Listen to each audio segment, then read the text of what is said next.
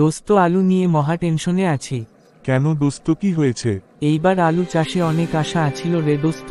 সকাল বেলা কুয়াশা ফাইরা মাঠে যাইতাম, দুপুরে গরমের মতো ঘাম, আর রাতে খাতা কলমে হিসাব। মনের ভিতরে চিন্তা, এইবার মাইয়ার শাড়ি কিনমু, মাইয়া বড় হয়ে গেছে, বিয়ে দিমু।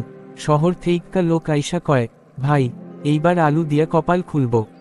কিন্তু বাজারে গিয়া দেখি ফাটাবাসও আমারে দেইক্ষা কাদেরে। 10 টাকা কেজি, সার, পানি, মজুরি সব গেল জলে। বাজারে ফ্রি দিলেও কেউ আলু নিতে চায় না।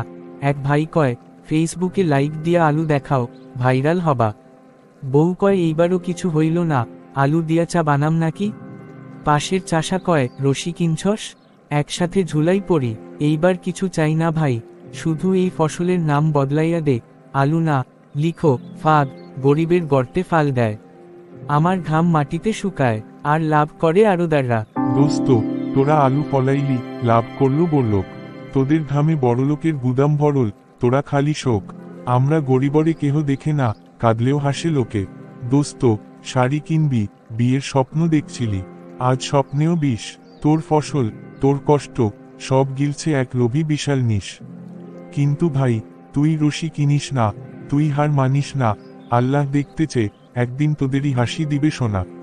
এইবার না হইলেও একদিন তুই আমি ভাইরাল হব, কিন্তু ফেসবুক না, ইতিহাসে। আমাদের কষ্ট একদিন কারো চোখে পানি আনবো।